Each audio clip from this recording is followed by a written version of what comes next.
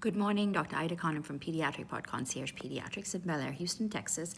And I wanted to just talk a little bit about ADHD versus anxiety versus can one cause the other? Are they two separate things?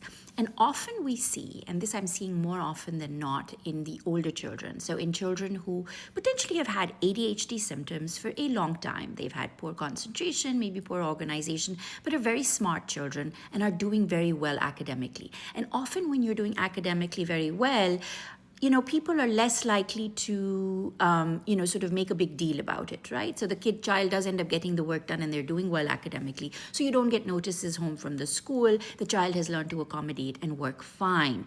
As they get older, however, there are children that a lot of the symptoms of ADHD, which poor attention and a bit of hyperactivity, can start to affect their, they've sort of learned to accommodate, but now the load is getting much higher, much more intense. It is hard to manage. And then it sort of starts to present itself a lot more. And that can result in anxiety. So now the child is not only continuing with their symptoms of ADHD, but they're starting to get anxious. So the two things one can lead to the other, but also sometimes you can have both ADHD and you can have anxiety separately. And they may not be related at all.